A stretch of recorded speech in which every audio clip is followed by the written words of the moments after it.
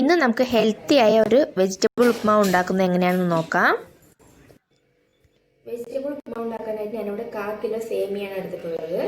അതിൻ്റെ കൂടെ നമുക്ക് വേണ്ടത് 100 ഗ്രാം വറുത്ത റവ, പിന്നെ ഒരു വലിയ സവാള ചെറുതായി മുറിച്ചെടുത്തത്, 4 പച്ചമുളക്, കുറച്ച് മല്ലിയില, ഒരു കഷ്ണം ഇഞ്ചി ചെറുതായി മുറിച്ചത്, 1 cup green peas, 1 cup beans, 1 cup carrot ചെറുതായി അരിഞ്ഞത്, ഉപ്പ് ആവശ്യത്തിന്, 1 ടീസ്പൂൺ പൊരികടല, 1 ടീസ്പൂൺ കടുക്, ഉഴുന്നുപരിപ്പ് 1 ടീസ്പൂൺ, 2 വറ്റൽമുളക്, പിന്നെ കുറച്ച് കറിവേപ്പില.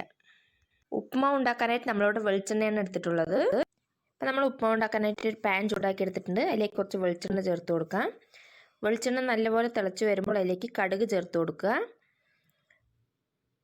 പിന്നെ നമ്മൾ പൊരികടല, ഉഴുന്നുപരിപ്പ്, വറ്റൽമുളക്, കറിവേപ്പില ഇതെല്ലാം ചേർത്ത് ഒന്ന് മൂപ്പിച്ചെടുക്കുക. പിന്നെ നമ്മൾ അരിഞ്ഞു വെച്ചിരിക്കുന്ന സവാളയും ചേർത്ത് കുറച്ച് ഉപ്പും ചേർത്ത് നന്നായി വഴറ്റിയെടുക്കുക. സവാള ഒന്ന് നിറം മാറി വരുമ്പോൾ നമ്മൾ അതിലേക്ക് പച്ചമുളകും ഇഞ്ചിയും ചേർത്ത് കൊടുക്കുക. മല്ലിയില ചേർത്ത് കൊടുക്കുക. പിന്നെ നമ്മൾ മുറിച്ച് വെച്ചിരിക്കുന്ന പച്ചക്കറികൾ ഓരോന്നായി ചേർത്ത് കൊടുത്ത് നല്ലതുപോലെ എണ്ണയിലിട്ടൊന്ന് വഴറ്റിയെടുക്കാം. പച്ചക്കറികൾ ചെറുതായി ഒന്ന് വാടി വരുമ്പോൾ അതിലേക്ക് സേമിയ ചേർത്ത് കൊടുക്കുക.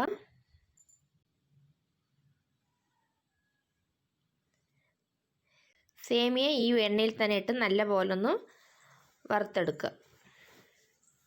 പിന്നെ നമുക്കിതിലേക്ക് ആവശ്യത്തിനുള്ള വെള്ളം ചേർത്ത് കൊടുക്കാം. ഞാനിവിടെ 1 ലിറ്റർ വെള്ളമാണ് ചേർത്തിട്ടുള്ളത്. ആവശ്യത്തിന് ഉപ്പ് ചേർത്ത് ഒന്ന് അടച്ചു വെച്ച് തിളപ്പിച്ചെടുക്കാം. അപ്പോൾ നമ്മുടെ സേമിയൊക്കെ നല്ലതുപോലെ തിളച്ച് വന്നിട്ടുണ്ട്. ഈ സമയത്ത് നമുക്കിതിലേക്ക് റവ ചേർത്ത് കൊടുക്കാം. റവ ചേർക്കുമ്പോൾ കുറേശ്ശെ ഇട്ട് കൊടുത്ത് നല്ലപോലെ ഇളക്കിയെടുക്കണം. കട്ട പിടിക്കാതിരിക്കാൻ പ്രത്യേകം ശ്രദ്ധിക്കുക.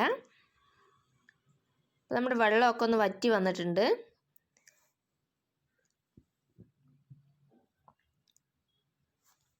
ഇപ്പം നമ്മുടെ ഉപ്മാവ് നല്ലതുപോലെ വെന്ത് കിട്ടിയിട്ടുണ്ട്. ഈ സമയത്ത് നമുക്കിതിലേക്ക് കുറച്ച് പച്ച വെളിച്ചെണ്ണ ചേർത്ത് കൊടുക്കാം. ഇനി ഇത് നല്ലതുപോലെ ഒന്ന് ഇളക്കി യോജിപ്പിച്ചെടുക്കാം. ഇപ്പം നമ്മുടെ ടേസ്റ്റിയായ ഹെൽത്തിയായ വെജിറ്റബിൾ ഉപ്മാവ് റെഡി ആയിട്ടുണ്ട്. ഇത് നമുക്ക് തേങ്ങാ ചട്നിയുടെ കൂടെ സെർവ് ചെയ്യാവുന്നതാണ്. എല്ലാവരും ഒന്ന് ട്രൈ ചെയ്ത് നോക്കണം.